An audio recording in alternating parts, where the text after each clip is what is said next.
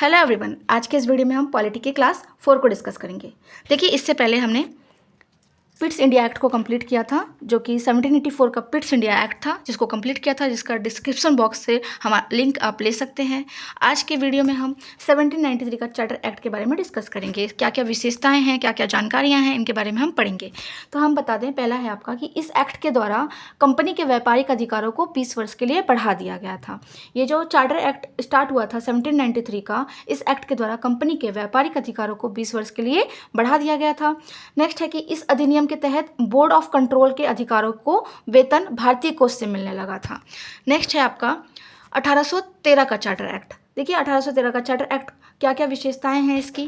तो इस एक्ट के तहत अंग्रेजी कंपनी के व्यापारिक अधिकार का अंत कर दिया गया तथा पूरे ब्रिटिश कंपनी को भारत के साथ व्यापार करने का संपूर्ण अधिकार मिला। दूसरा कि ब्रिटिश कंपनी का चाय और चीन का व्यापार का अधिकार बना रहा। जो ब्रिटिश कंपनी है, उनका एकाधिकार खत्म कर दिया गया था, लेकिन चाय और चीनी पर जो व्यापार था, उनका अधिकार उस अधिकार को खत्म नहीं किया गया था।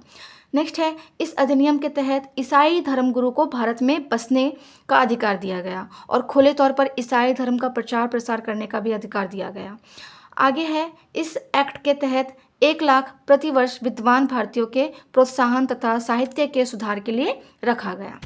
आगे आपका आया 1833 का चार्टर एक्ट। 1833 के चार्टर एक्ट में क्या प्रावधान थे कि ब्रिटिश ईस्ट इंडिया कंपनी का चीन और चाय के व्यापार पर भी एकाधिकार का अंत किया गया था। हमने अभी यहाँ पे देखा था कि जो आपका 1813 का चार्टर एक्ट आया था, उसमें जो ब्रिटिश ईस्ट इंडिया कंपनी है, उसका एकाधिकार खत्म कर दिया गया था, लेकिन चीन और चाय पर एकाधिकार बना हुआ था। लेकिन जब 1833 का चार्टर एक्ट आया तो इसमें क्या हुआ कि ब्रिटिश ईस्ट इंडिया कंपनी का चीन और चाय के व्यापार पर भी एकाधिकार का अंत किया गया। Next, British east India company को प्रशासनिक कंपनी बना दिया गया। क्या? शासन पर प्रशासन करने का कंपनी बना दिया गया। आगे कि इस अधिनियम के तहत बंगाल का गवर्नर जनरल का पदनाम बदलकर भारत का गवर्नर जनरल कर दिया गया। याद रखिएगा, इस अधिनियम के तहत, किस अधिनियम के तहत? 1833 के चार्टर एक्ट के तहत क्या हुआ कि बंगाल का गवर्नर जनरल का पद नाम बदल करके भारत का गवर्नर जनरल कर दिया गया। और इसी हिसाब से भारत के पहले गवर्नर जनरल कौन हुए? लॉर्ड विलियम बेंटिक बने। कौन बने? लॉर्ड विलियम बेंटिक बने। आगे क्या हुआ कि इस अधिनियम के तहत ये घोषणा की गई कि दास प्रथा का अंत होगा, लेकिन ऐसा कुछ हुआ नहीं।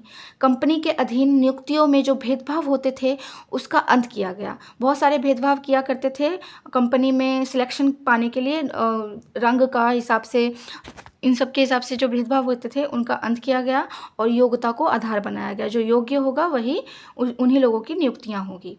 आगे विधायक कार्य के परिषद का विस्तार किया गया तथा विधि सदस्य को जोड़ा गया, जिसमें प्रथम विधि सदस्य मेकाल को बनाया गया। किसमें? मेकाल को बनाया गया।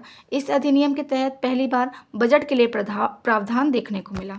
तो इसी के साथ ये जो वीडियो है हमारा कंप्लीट होता है। आगे की वीडियो में हम आगे के अधिनियम को डिस्कस करेंगे। बने रहें हमारे वीडियो के साथ, शिक्षा परीक्षा के साथ। Thank you.